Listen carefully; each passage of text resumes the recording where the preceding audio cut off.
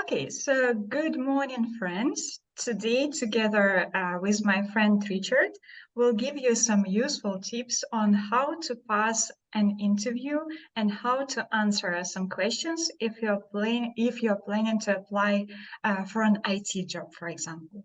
So, Richard, would you be so kind? Could you please provide some tips? We'll start with the 5 most common questions. I'll read for you the questions, so would you be so kind to give some tips? Let's start with question number 1. What can you tell me about yourself? Could you please provide some tips? What can be included in this question? Certainly, Tatiana, and thank you very much for inviting me to take part in this recording.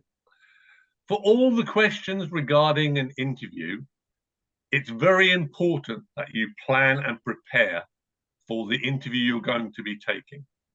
So, thinking in advance for a question such as, tell me about yourself, you want to list everything you can think of that is relevant to the position that you're applying for. So you can think about hobbies and interests, your previous education, your previous working experience, and try to give a good example of where you have used the skills that you think they will be expecting you to provide in your previous experience of life or work, so that they can see that your skills are relevant to the job. Okay, right. Could you please provide an example? How can we relate these two things? Well, if you are applying for a management role, then even if you have never been a manager in a work setting, you can think of your life where maybe through your interests or your hobbies, you have organized an event or managed a team of people. If you are involved in sport, maybe you have been the captain, or maybe you have organized some competitions within the team. So anything you can use as a good example of management skills, or whichever other part of the job that you are applying for, you can give a good example from your life, even though it may not be directly related to the job that you're applying for. Okay, wonderful. Thank you so much. Thank you, Richard. Let's move to the next question. So, can you list your strengths? What can be added here? What can be included in this answer? Well, this is where you really get to sell yourself to the company, because you want to list as many positive qualities about yourself and how you work, so that you can make yourself the best person for the job. So key to any working environment is interpersonal skills. So you want to emphasize how well you work with other people, how well you get along working on your own or in a team, and give maybe an example from your previous working life or your personal life of how you have used that strength to achieve something. That is very important in regard to leadership or management positions you're applying for, are examples from your life or previous experience where you have used management skills to organize successfully an event or complete a task that you were given. Key to being a good employee, amongst many other things, are punctuality and adaptability, because you want to show that whichever role they are demanding of you, you're going to work well within a team or without a team, and that you can respond to changing demands with good interpersonal and adaptable skills. Wonderful. Thank you so much. It was a beautiful, complete answer. Okay, all right. So let's move to the next question. The next one is about what weaknesses do you have?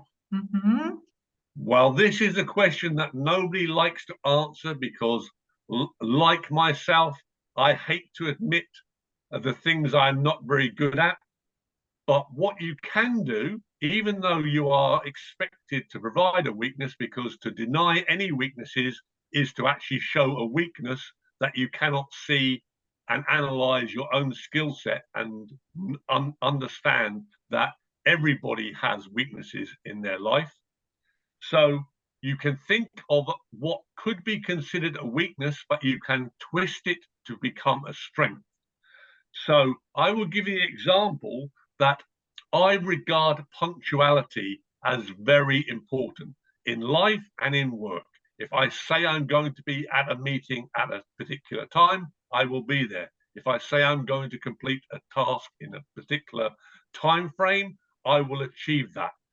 My weakness is that I don't like when others don't achieve this, when people are late for meetings, when people don't accomplish the task in the time that they were given, not only because that affects directly me, because I am wasting time waiting for people or wasting time waiting for people to complete work. So that could be considered a weakness, intolerance of others and irritation with other people and their working practice. But also it can be seen as a strength because punctuality and achieving work-related targets on time is obviously very key to a successful and effective team. And they are going to expect you to want to deliver for that team in that time frame. So although you're giving them what could be considered a weakness for other people, could be also considered a strength. So try to think of something in your own life where it may be considered a weakness, but you can turn it round to make it seem like, in fact, a strength. Oh, wonderful. Thank you so much for such a useful advice. Now we know what to start with when we have to answer this question. Yeah, all right. So let's move on to the next one. How do you handle stress and pressure? So could you please provide some help? Well, obviously, again, relating back to the weakness, everybody is going to be under a certain level of stress and pressure in their work and in their life. And nobody is expecting you to say that you don't have any stress or pressure, because we all know that that is not the case for all of us. Somewhere in our life, we have these things. And it's how we deal with them that shows our strength. To ignore them is a weakness. So you can give an example from your personal life about how you deal with stress and pressure.